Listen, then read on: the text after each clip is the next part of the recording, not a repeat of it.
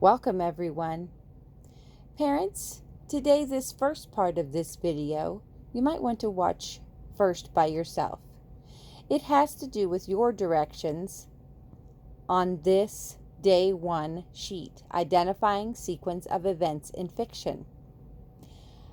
As you can see, the children are to follow your real world example. So today is basically an introduction, reminding them of how to follow a story in sequence. It's very important that we know how to follow things first, second, third, and following steps, because sometimes things can get quite confusing if we are not following the right steps and we try to get ahead of ourselves. So I have outlined this page on this video in yellow, the pieces that you need to read today. It will be under Provide a Real World Example. Your child has the Day 1 activity page. The one marked snack time with the carrots, the banana, and what is that? Does it say? Crackers. Sometimes I wonder about these pictures myself. Kind of looks like a bed of pillows. Anyway, those are all foods to eat. So, parents, you can either read through this and ask your child as you go, or you can allow them to watch the video from here. And I will go over the things that they need to write on their worksheet. Okay, here we go.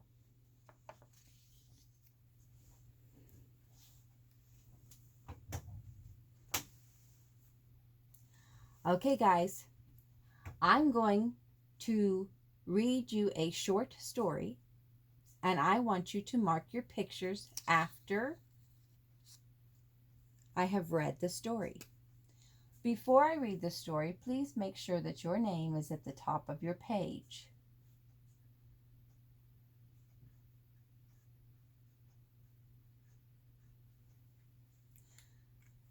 Okay, here we go.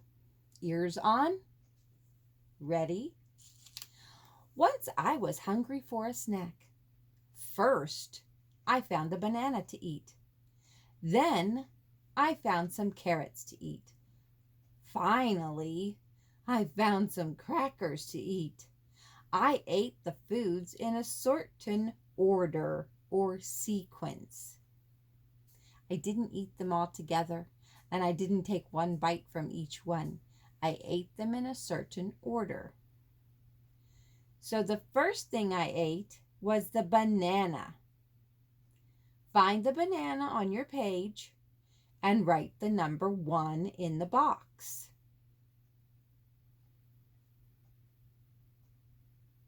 Very good. Next, find the carrots on the page and write a number 2 in the box.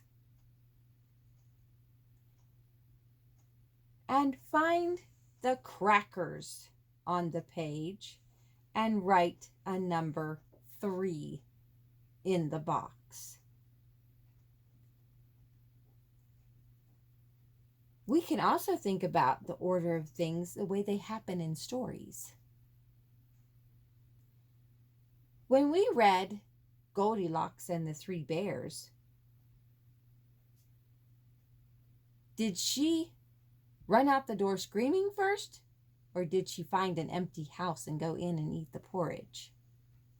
That's right. First she went in the empty house and ate the porridge. Then what did she do? Did she go right to sleep? Or did she bounce on the chair and break it? Yes, she did. She bounced on the chair and broke it. She is not a very good house guest, is she? And we should never go in someone's house when they're not home. She was very rude. But then what did she do after she broke Baby Bear's chair? That's right, she went up and she slept in his bed. And all through the story, There's more order. She tastes Papa Bear's porridge first. Then she went to Mama Bear's porridge. And then she went to Baby Bear's porridge. And then when she did the chair, she did the same thing. She went to Papa Bear's chair first. Then she went to Mama Bear's chair. And finally, she went to Baby Bear's chair. And what did she do with the beds? She started with Papa Bear again, didn't she? And then she went to Mama Bear's bed. And finally, she fell asleep in Baby Bear's bed. When we recall them in order, we can see what happened first, what happened next, what happened after that, what happened then, and what happened last. That's what we described in our story about Goldilocks and the Three Bears. First, she went into an empty house, didn't she? The bears left for a walk. So maybe the bears left for the walk first, right? Then, next, she came in the empty house. And what happened after that? She tasted all their porridges. And then what happened? Then she bounced on their chairs. And she slept in their beds. And how did that story end? What happened last? They woke her up and she ran away. That is telling a story in the right sequence and giving as many details as possible, starting at the beginning and moving towards the end instead of jumping around. Because when you jump around, sometimes you confuse your listener and they don't know what you're talking about. Tomorrow we'll cover day 2 and we'll have another page to go with. I'll have that marked and I'll show the parents on the video first. You guys are so smart. Kiss your brains. Always do your best. Stay safe. Hope to see you soon.